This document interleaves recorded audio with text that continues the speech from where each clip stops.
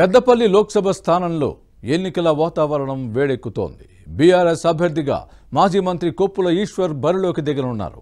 కాంగ్రెస్ అభ్యర్థి ఖరారు కాకపోయినా ఈసారి హోరాహోరీ పోరు జరిగే అవకాశం ఉందని భావిస్తున్నారు.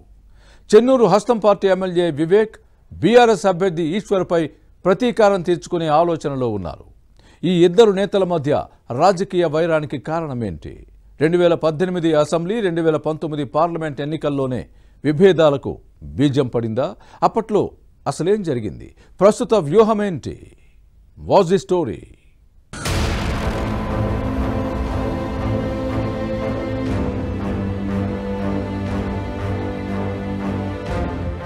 అసెంబ్లీ ఎన్నికల ఓటమి నుంచి తేరుకున్న బీఆర్ఎస్ పార్లమెంట్ ఎన్నికలపై ఫోకస్ పెట్టింది. కొన్ని స్థానాలకు తమ అభ్యర్థులను ప్రకటించింది. పెద్దపల్లి నుంచి మాజీ మంత్రి కొప్పుల ఈశ్వర్ బరిలో దిగనున్నారు.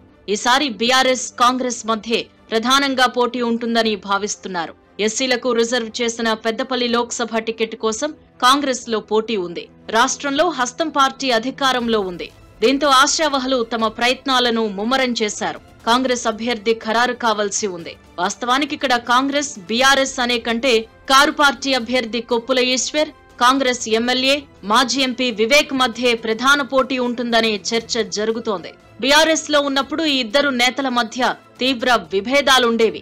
పచ్చగడ్డి వేస్తే భగ్గుమనేది.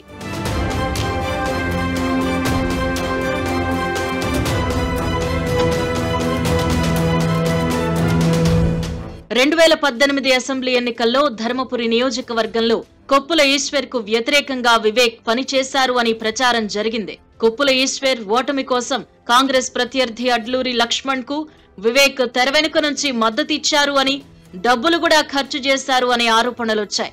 అందుకే కొప్పుల ఈశ్వర్ కేవలం 441 ఓట్లతో బయటపడ్డారు. దీనిపై 5 ఏళ్ల పాటు విమర్శలు ఎదుర్కోవాల్సి వచ్చింది. కాంగ్రెస్ అభ్యర్థి న్యాయ పోరాటం చేయడంతో కోర్టు చుట్టూ తిరగాల్సి వచ్చింది. దీనంతటికీ వివేక్ కారణమంటూ కోపం పెంచుకున్నారు కొప్పుల ఈశ్వర్. 2019 ఎన్నికల్లో వివేక్ కు పెద్దపల్లి ఎంపీ సీట్ ఇవ్వొద్దని ఈ స్థానం పరిధిలోని ఎమ్మెల్యేలందరితో కలిసి బీఆర్ఎస్ బాస్ కేసీఆర్ పై ఒత్తిడి తెచ్చారు. దీంతో చివరి నిమిషంలో వివేక్ కు సీటు నిరాకరించారు. అప్పట్లో అసెంబ్లీ ఎన్నికల్లో బాల్క సుమన్ పై ఓడిపోయిన వెంకటేష్ నేతకానికి బీఆర్ఎస్ ఎంపీ టికెట్ ఇచ్చారు. దీంతో సమయం తక్కువగా ఉండడంతో వివేక్ ఆ ఎన్నికల్లో పోటీకి దూరంగా ఉండాల్సి వచ్చింది. ఆ తర్వాత ఆయన బీఆర్ఎస్ ను వీడి బీజేపీలో చేరిపోయారు. అసెంబ్లీ ఎన్నికల సమయంలో కాంగ్రెస్ కండువా కప్పుకుని చెన్నూరు నుంచి ఎమ్మెల్యేగా గెలిచారు.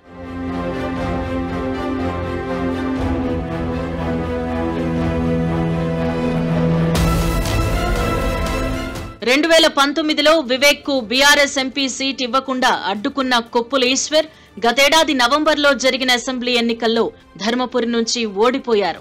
వచ్చే పార్లమెంట్ ఎలక్షన్స్ లో పెద్దపల్లి బీఆర్ఎస్ అభ్యర్థిగా బరిలోకి దిగుతున్నారు.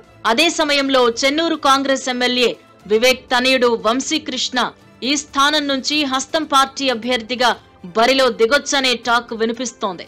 ఒకవేళ వంశీ కాకుండా వేరొకరికి టికెట్ ఇచ్చినా వివేక్ మాత్రం కొప్పుల ఈశ్వర్ పై ప్రతీకారం తీర్చుకోవాలని భావిస్తున్నారట. 2018లో పెద్దపల్లి పార్లమెంట్ సీటు పరిధిలోని మంథని మినహా మిగిలిన 6 అసెంబ్లీ సీట్లలో బీఆర్ఎస్ గెలిచింది. 2023 శాసనసభ ఎలక్షన్స్ లో అన్ని సీట్లను కాంగ్రెస్ కైవసం చేసుకుంది. దీంతో ఆ పార్టీ ఎమ్మెల్యేలు ధీమాగా ఉన్నారు. పైగా మంథని నుంచి ప్రాతినిధ్యం వహిస్తున్న మంత్రి శ్రీధర్ బాబు కూడా పెద్దపల్లి పార్లమెంట్ లో కాంగ్రెస్ గెలుపు కోసం వ్యూహరచన చేస్తున్నారు. మరోవైపు ధర్మపురిలో ఓడిన సానుభూతి కలిసొస్తుంది అని కారు పార్టీ అభ్యర్థి భావిస్తున్నారు. కోల్ బెల్ట్ లో పట్టుండడంతో ఈశ్వర్ ధీమాతో ఉన్నారు. ఎంపీగా ఎలాగైనా గెలవాలని ప్రయత్నాలు మొదలుపెట్టారు. మొత్తానికి అటు కొప్పుల ఈశ్వర్, ఇటు వివేక్ కు పార్లమెంట్ ఎన్నికలు సవాల్గా మారాయి. మరి ప్రతీకార పోరులో గెలుపు ఎవరిని వరిస్తుందో చూడాలి.